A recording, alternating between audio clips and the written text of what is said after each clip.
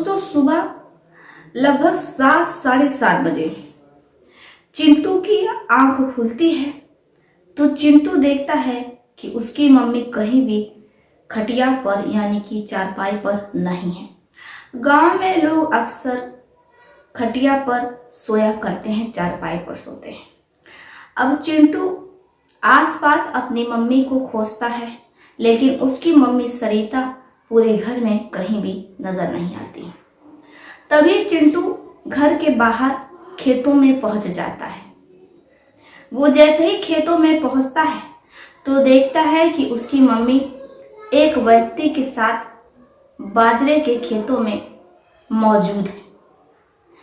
लेकिन जैसे ही सरिता अपने बेटे चिंटू को देखती है तो वो दौड़ करके चिंटू के पास आती है और चिंटू से कहती है कि बेटा, जो कुछ भी यहाँ पर तुमने देखा है उसे अपने पापा को मत बताना। चिंटू अपनी मम्मी से बड़ी ही मासूमियत से पूछता है कि मम्मी, तुम ऐसा क्या कर रही थी कि मैं पापा को ना बताऊं। सरिता अपने बेटे चिंटू को समझाने की कोशिश कर रही होती है, क्योंकि सरिता खेतों में स्वर्ग की सैर पर निकली होती है। लेकिन उसका बेटा चिंटू जाग जाता है और वो अपनी मम्मी सरिता से कहता है कि वो अपने पापा दिवाकर को पूरी बात बता देगा। मम्मी सुबह सुबह खेतों में एक अंकल के साथ थी। सरिता अपने बेटे पिंटू को समझाने की बहुत कोशिश करती है कि देखो बेटा, तुम अपने पापा से कुछ भी मत कहना, मैं तुम्हें खाने पीने की अच्छी अच्छी चीजें ला करके दूंगी। लेकिन पिंटू घर में दौड़ते हुए जाता है। सरिता भी अपने बेटे पिंटू के पीछे पीछे दौड़ते हुए जाती है।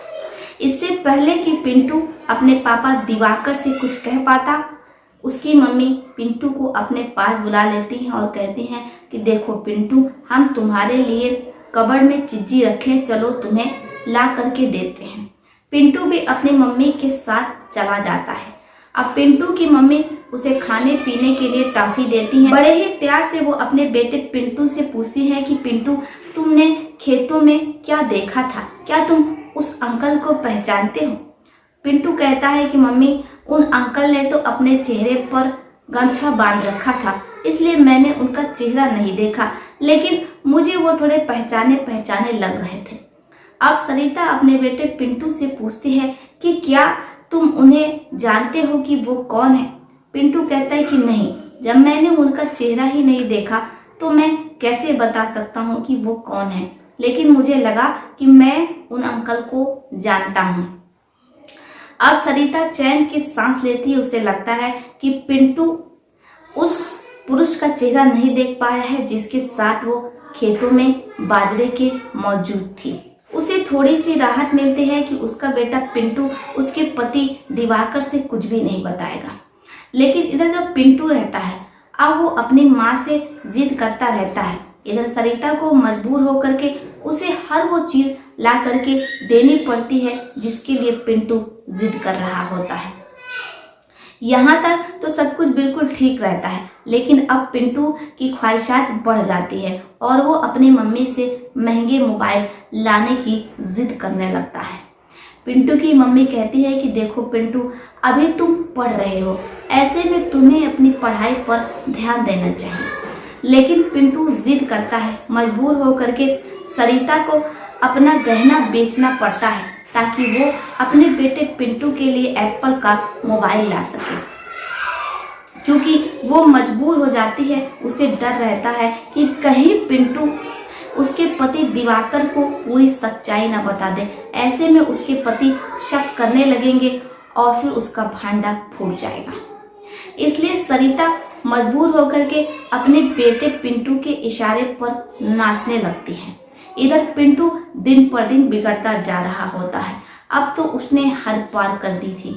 जैसे ही उसे मोबाइल मिल जाता है, वो पूरा दिन मोबाइल पर गेम खेलता है और अपनी मम्मी सरिता की कुछ भी नहीं सुनता है। यहाँ तक कि पिंटू के दादा भी पिंटू को बहुत समझाते हैं, लेकिन पिंटू उनकी भी नहीं सुन रहा होता है। एक दिन तो पिंटू ने हद ही कर दी थी। वो अपनी मम्मी से 8,000 रुपये मांग रहा होता है उसे अपने दोस्तों के साथ पार्टी करनी रहती है अपना बर्थडे सेलिब्रेट करने के लिए।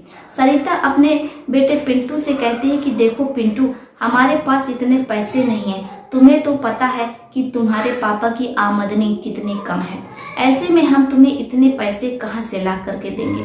पिंटू कहता है कि ठीक है, फिर मैं पापा को पूरी बात बता देता हूँ कि आप खेतों में एक अजनबी व्यक्ति के साथ क्या करती हैं। अब जैसे ही सरिता ये सुनती है तो उसे कुछ समझ में नहीं आता है कि वो करे तो क्या करे। अब वो मजबूर होकर के कहीं ना कहीं से इंतजाम करके अपने बेटे पिंटू को 8,000 रुपया ला करके दे देती है। अब पिंटू अपने दोस्तों के साथ क्लब जाता है और वहां पर अपना बर्थडे सेलिब्रेट करता है। हंसी खुशी वो घर वापस आता है, लेकिन इधर जो सरिता रहती है वो घुट घुट करके जी रही होती है, क्योंकि सच छुपाने की उसे जो कीमत देनी होती है वो बहुत महंगी होती है। पिंटू कभी मोबाइल की जिद करता है तो कभी पैसों की जिद करता है। अब यहाँ तक तो सब कुछ बिल्कुल सही चल रहा होता है। अब पिंटू अपनी मम्मी से गाड़ी यानी कि बाइक लेने की जिद करने लगता है। उसकी मम्मी कहती है बेटा, यहाँ तक तो सब कुछ बिल्कुल ठीक था, मैंने तुम्हारी हर बात सुनी, लेकिन गाड़ी जो 1,00,000 रुपए की आती है और भला ऐसे में तुम इतनी महंगी गाड़ी का क्या ही करोगे। लेकिन पिंटू जिद पर अड़ जाता है।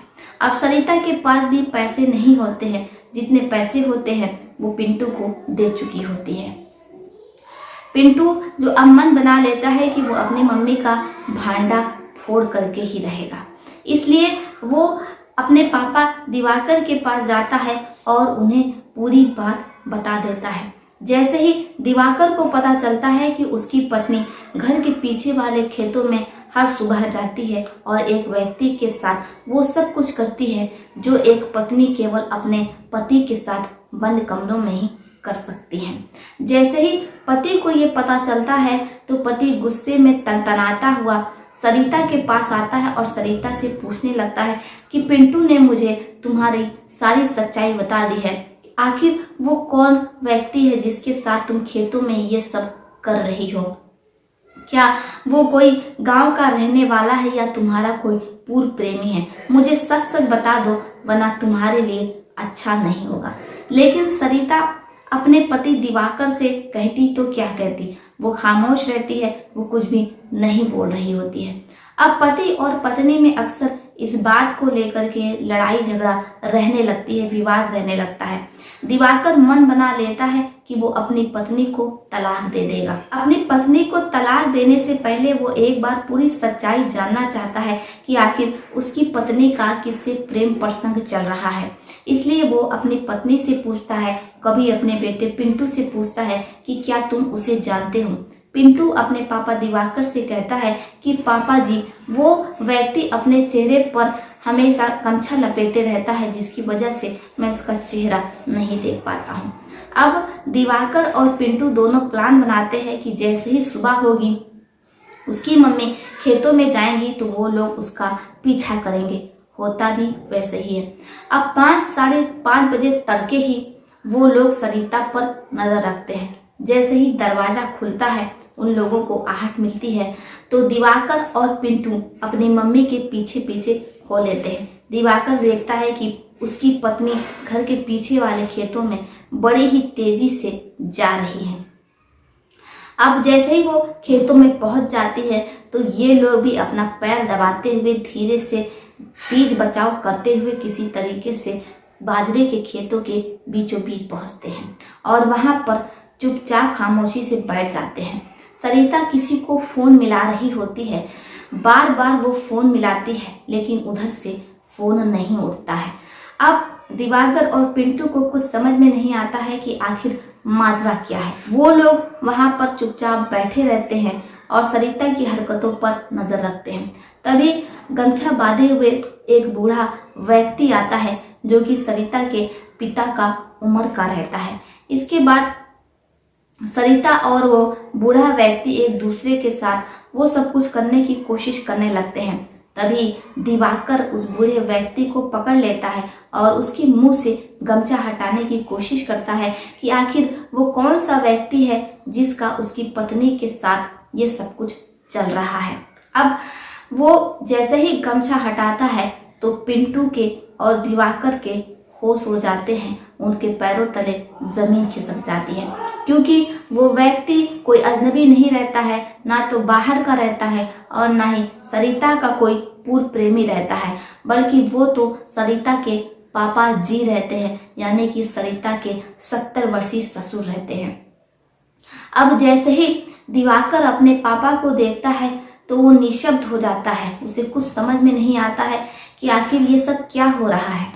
अब वो अपनी पत्नी से पूछता है तो पत्नी कहती है कि इसमें पापा की कोई गलती नहीं है, पापा तो बेकसूर है, इसमें दोषी मैं हूँ, पापा ने इसमें कुछ भी नहीं किया है।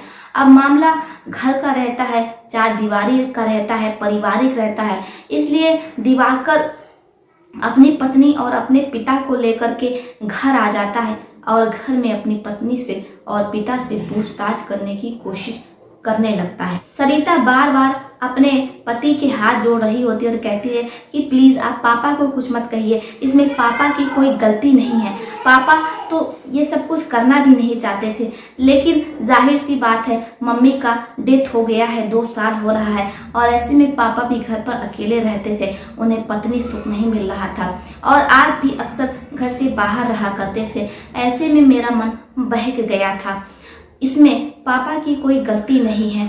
जब एक दिन मैं नाश्ता बना रही थी, पापा को नाश्ता देने गई तो मेरा मन डोल गया और मैं बहक गई, फिर मेरे और पापा के बीच वो सब कुछ हो गया। इसके बाद मैं और पापा अक्सर घर के बाहर खेतों में, जब आप ऑफिस चले जाते तो मैं और पापा अक्सर खेतों में चले जाते।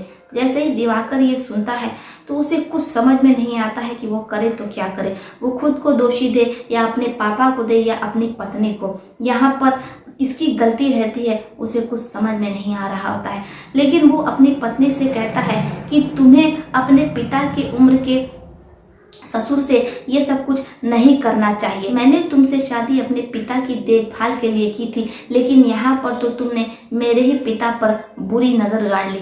सरिता लज्जाती शर्माती हुई अपने पति दिवाकर से कहती है कि आपको जो कुछ भी कहना आप मुझे कहिए, इसमें पापा जी की कोई गलती नहीं है, पापा तो निर्दोष हैं, जाने अनजाने में उनसे जो कुछ भी हुआ क्योंकि उनकी पत्नी का देहांत हो गया था, ऐसे में कोई भी पति भला अपनी पत्नी के बिना कैसे रह सकता है। पापा का दुख बांटते बांटते कब मैं बहक गई ये मुझे पता ही नहीं चला। अब जब दिवाकर ये सुनता है तो वो फैसला नहीं कर पा रहा होता है कि वो करे तो क्या करे, क्योंकि उसके पिता भी अपने होते हैं, पत्नी भी अपनी होती है। अब वो अपनी पत्नी को समझाता है और कहता है कि तुम मेरे पिताजी से दूर रहना और आज के बाद अगर तुम मेरे पिताजी के साथ खेतों में जाओगी तो फिर मैं तुम्हें तलाक दे दूंगा। सरिता भी अपने पति से माफ़ी मांगती है और अपने पापा से माफ़ी मांगती है और कहती है कि देखिए ससुर जी, जाने अनजाने में मुझसे गलती हो गई, मुझे माफ़ कर दीजिएगा।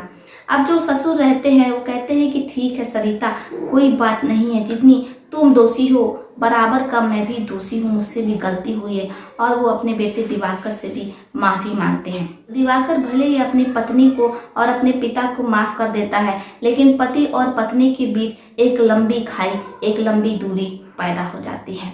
बाकी आपका इस कहानी पर क्या विचार है, आप अपनी राय हमें कमेंट बॉक्स में लिख सकते हैं। तो चलिए फिर चलती हुई मिलती है आपसे किसी और कहानी में, तब तक के लिए आप अपने परिवार का ध्यान रखिए। आदाब, सत श्री अकाल, नमस्कार।